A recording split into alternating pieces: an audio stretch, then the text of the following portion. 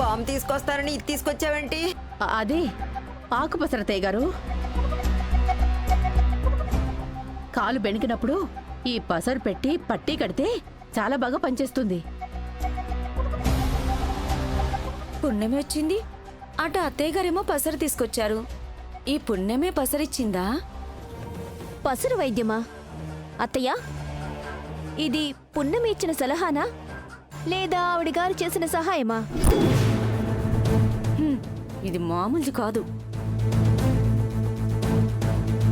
Shut up శృతి, నువ్వు help చేయవు, చేసేవాళ్ళని చెడగొడుతుంటావు. అది పున్నమి చేయడం నువ్వు చూసావా? ప్రతిసారి బ్లేమ్ గేమ్ ఆడటం తప్ప నీకింకేం రాదా?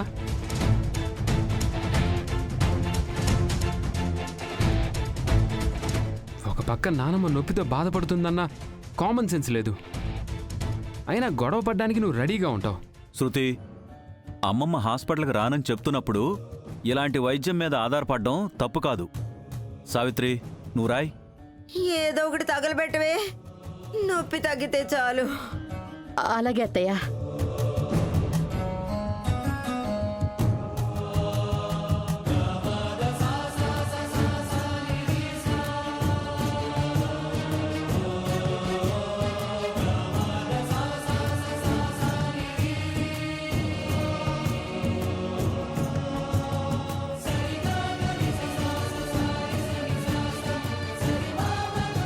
పసరు రాశాక ఇప్పుడు ఎలా ఉంది నానమ్మ? ఇందాకడి మీద ఇప్పుడు పర్వాలేదు నాన్న పృథ్వీ. ఐసు ముక్కలు పెట్టినప్పుడు కన్నా ఈ కట్టు కట్టిన తర్వాత ఈ నొప్పి కాస్త తగ్గింది.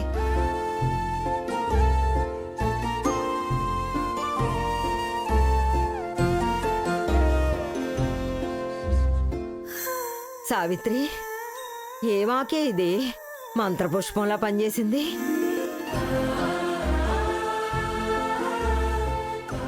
ఈ ఇంటి కోడలుగా వచ్చి ఇన్నేళ్ల నీ జీవితంలో నువ్వు చేసిన మంచి పని ఏదైనా ఉంది అంటే అది ఇదేనే. మొట్టమొదటిసారి నీ వల్ల కూడా మంచి జరిగింది అనిపించింది. నిజంగా ఎవరు చెప్పారో కానీ వైద్యం గురించి వాళ్ళకి చేతులెత్తి మొక్కాలి. ఇంకెవరు అత్తయ్య గారు, మన పున్నమినే.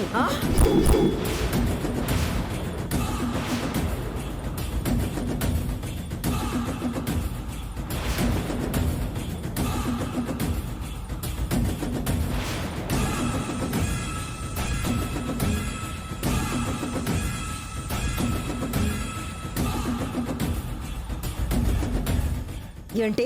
పూజారి గారు చెప్పారు. ఓ, మన పూజారి గారా? ఈసారి గుడికెళ్ళినప్పుడు ఇంటికి రమ్మని చెప్పు. దక్షిణిచ్చి రుణం తీర్చుకుందాం.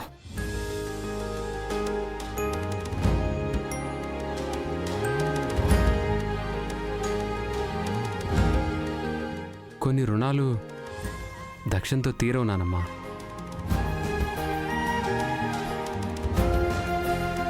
సర్లేరా, ఆయన ఏది అడిగితే అదే చేద్దాం. రమ్మని మాత్రం చెప్పడం మర్చిపో. అలాగే నానమ్మా. పదండి అత్తయ్య, నేను కూడా సహాయం చేస్తాను. రెస్ట్ తీసుకుందరు గాని. పదమ్మా, మెల్లగా. జాగ్రత్త.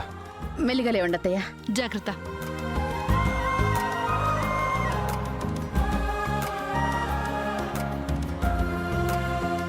మెల్లిగా రండి.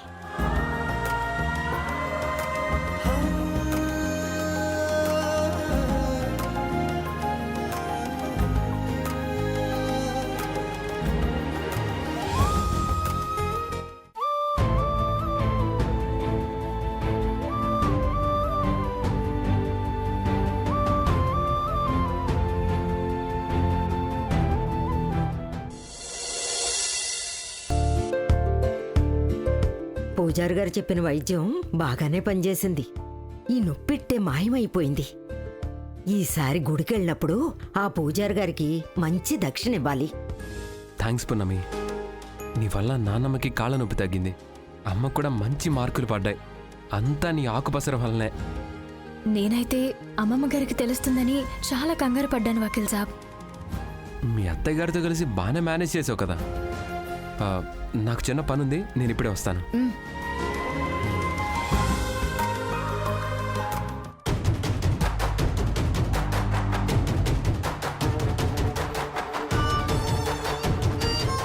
ఇదంతా నీ డ్రామానా?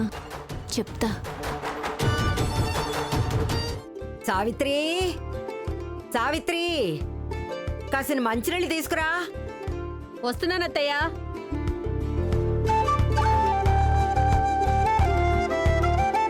అత్తయ్య గారు, మంచినీళ్ళు. అమ్మమ్మ,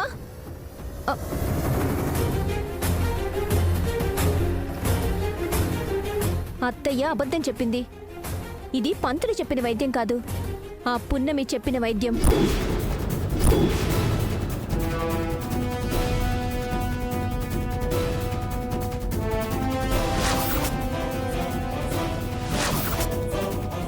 ఏంటి నువ్వు చెప్పేది? అవునమ్మమ్మ, బావ పున్నమి మాట్లాడుకుంటుంటే నా చెవులారా నేను విన్నాను. సావిత్రి,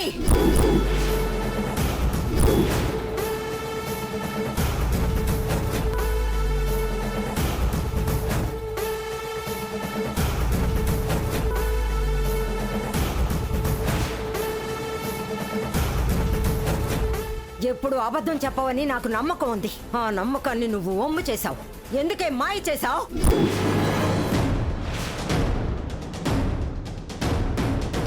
మా ఏంటత్తయ్యా? మాయ కాకపోతే మోసం చేశావా?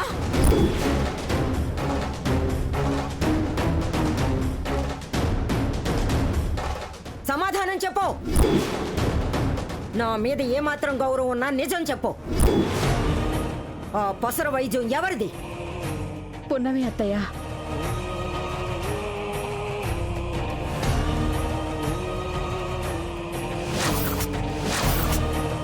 చిచ్చి, నీలాంటి దాన్ని నమ్మడం నా పొరపాటు. దాని చేత్తో పచ్చి మంచినీళ్ళు కూడా ముట్టుకోను. అలాంటిది అది చేసిన పసరు నా ఒంటికి అంటించుకునే కర్మ పట్టించావు. అది చేసిన పసరు నా ఒంటికి అంటుకుంటుంటే తేళ్లు జరులు పాకినట్టుంది నాకు. ఇది నా కాళ్ళు కొండడానికి వీల్లేదు. అమ్మమ్మ గారు, తీయకండి అమ్మమ్మ గారు. నువ్వు మాట్లాడుకు. నా ప్రాణం పోయినా పర్వాలేదు, కానీ నువ్వు చేసిన వైద్యం మాత్రం నాకొద్దు.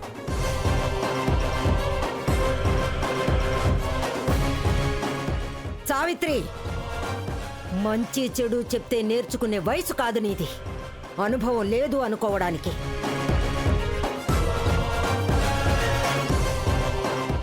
నువ్వు ఈ ఇంటికి కొత్త కాదు, అర్థం చేసుకో. వెళ్ళావు.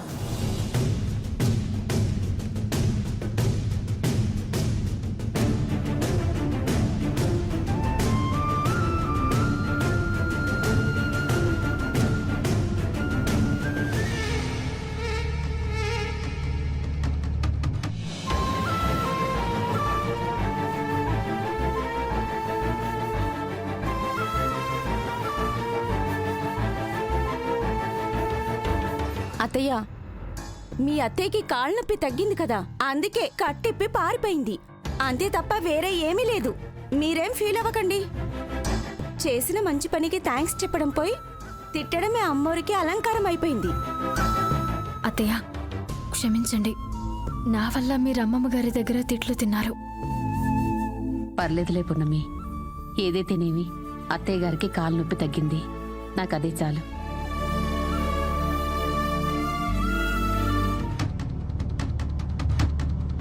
అమ్మా, నీకేం కావాలన్నా నాతో చెప్పమ్మా. మేమిద్దరం పక్కనే ఉంటాం. ఏం కావాలన్నా చేస్తాం. రెస్ట్ తీసుకోమ్మా, రెస్ట్ తీసుకో.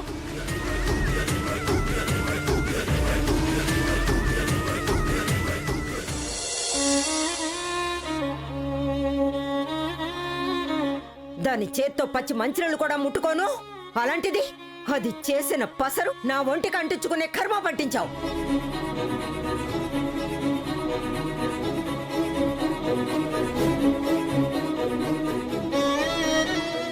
నా ప్రాణం పోయినా పర్వాలేదు, కానీ నువ్వు చేసిన వైద్యం మాత్రం నాకొద్దు.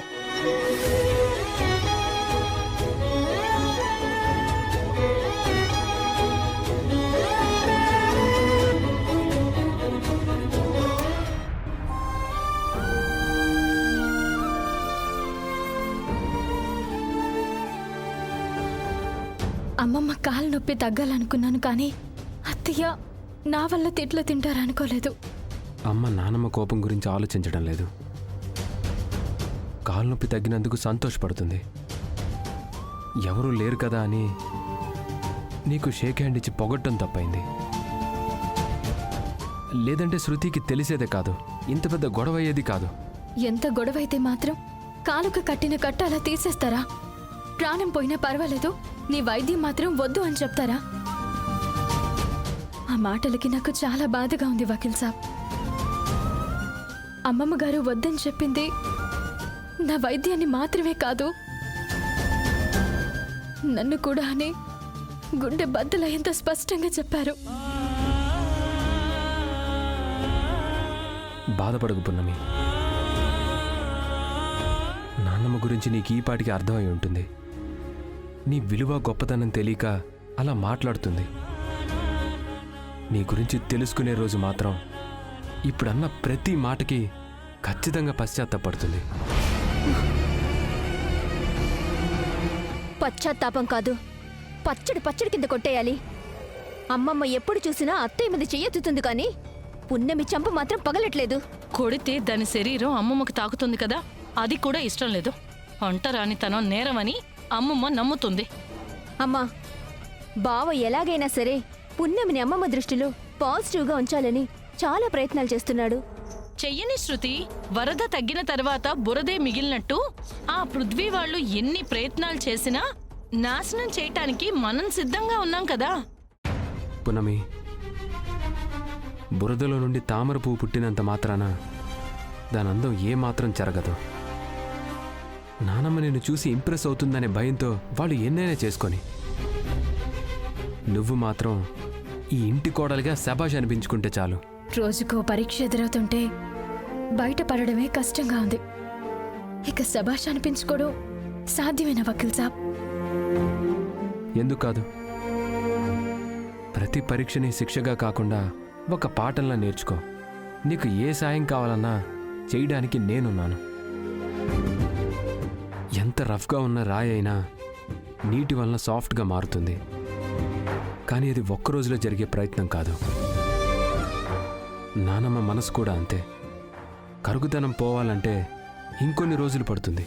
ఎన్ని రోజులైనా చివరికి మిగిలేది శూన్యమే.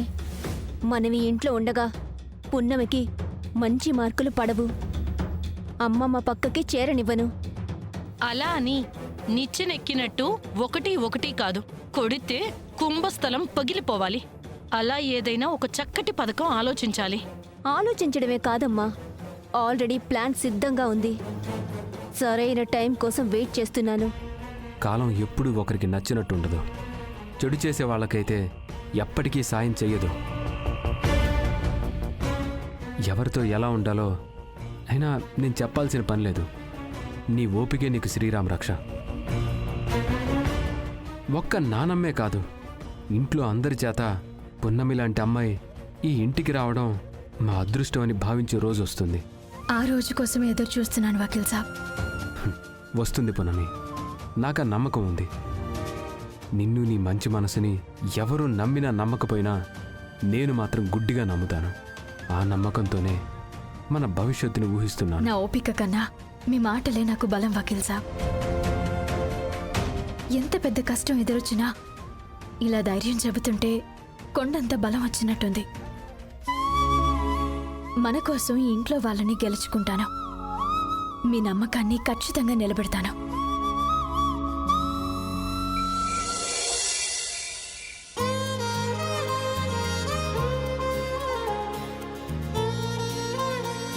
ఏయ్ హలో,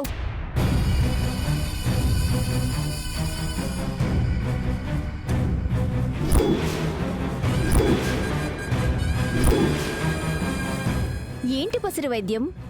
చేతిలో ఏంటి? కషాయమా? కషాయం కాదు, విషం. తాగుతావా? నేను తాగే టైప్ కాదు, పట్టించే టైప్. ఆ మజ్జిగ మావయ్య గారి కోసం చేసింది. ఇవ్వు. నేనివ్వనుగా. కావాలంటే మళ్ళీ చేసుకో. ఇది నేను తాగుతాను. నీకు తర్వాత చేస్తాను. ఆ గ్లాస్ ఇవ్వు. చెప్తుంటే అర్థం కావట్లేదా? ఇది నాకు కావాలి. నీకు మజ్జిగ కాదు, నాతో గొడవ పెట్టుకోవడం కావాలి, అంతే కదా? Wow, unbelievable, marvellous, excellent. భలే కనిపెట్టావే. ఈ మజ్జిగలో వెన్న ఉంటుందో లేదో తెలియదు కానీ నిన్ను ఏడిపిస్తుంటే మాత్రం భలే ఫన్నీగా ఉంటుంది పున్నమి. అంటే ఇప్పుడు ఈ మజ్జిగ మొహం మీద కొట్టుకుని అందర్నీ పిలిచి పున్నమి నా మొహం మీద మజ్జిగ కొట్టింది అని అమ్మమ్మ గారితో తిట్టిస్తావు, అంతే కదా? ఓ గాడ్, ఏంటి పున్నమి ఇది? నా మనసులో ఏముందో అన్ని అక్షరం పొల్లు పోకుండా నీకెలా తెలిసిపోతున్నాయి? సర్లే, నా ప్లాన్లు ముందుగానే నీకు తెలియడం కూడా మంచిదే. మెంటల్గా ప్రిపేర్ అవుతావు కాబట్టి ఎవరు ఏమన్నా దున్నపోతు మీద వర్షం పడినట్టే ఉంటుంది. అమ్మమ్మతో తిట్లు తినడానికి రెడీగా ఉండు.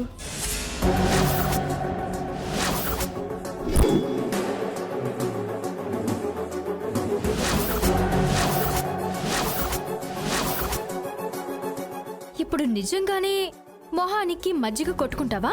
డౌట్ లేకుండా. సరే అయితే కొట్టేద్దాం. ఏంటి?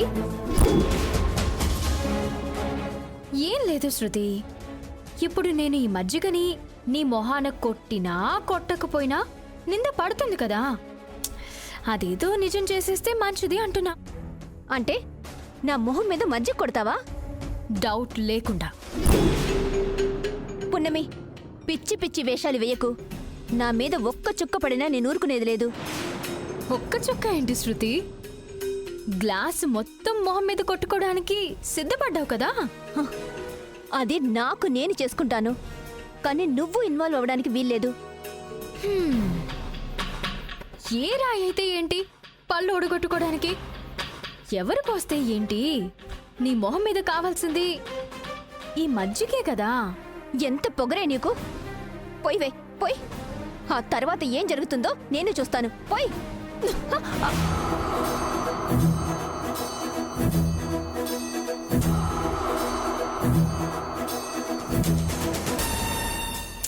వద్దులే శృతి, ఇలా చేయడం తప్పనిపిస్తుంది.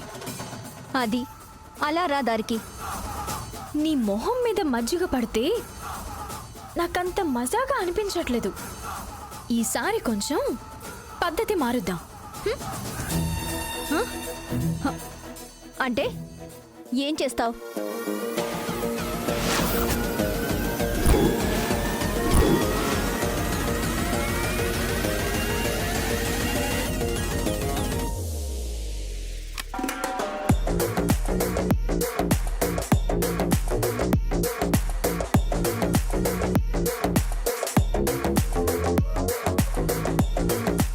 ఏయ్, ఏం చేస్తున్నావు?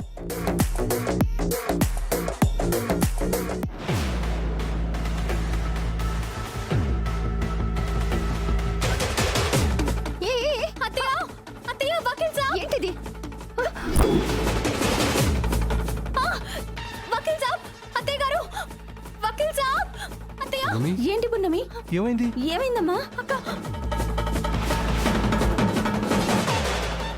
ఏమైంది పున్నమి?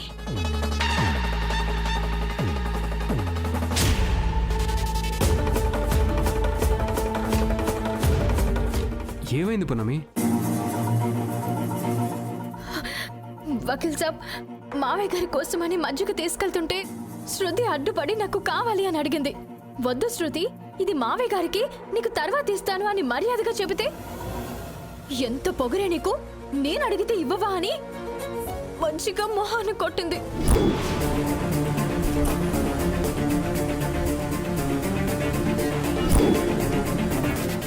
ఏంటి, నేను కొట్టానా? మీరే. నేను కలిపిన మజ్జిగకి నువ్వు ఇంత ఫ్యాన్వా శృతి? నాకు చెప్పుంటే నేను వేరే కలిపేదాన్ని కదా. అనవసరంగా వేస్ట్ చేసావు.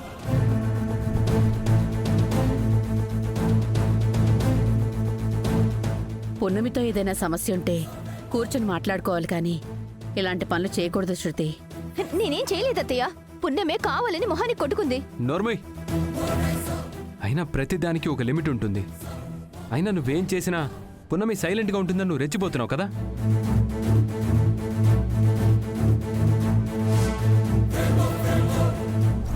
తన వెనక నేనున్నాను. ఇంకొకసారి ఇలాంటి అవమానాలు ఎదురైతే పున్నమి క్షమించినా నేను మాత్రం ఊరుకోను. పున్నమిని తీసుకొని నేను ఇంట్లో నుంచి వెళ్ళిపోతాను. పృథ్వీ నువ్వు ఆగు, నువ్వు ఆవేశపడకు.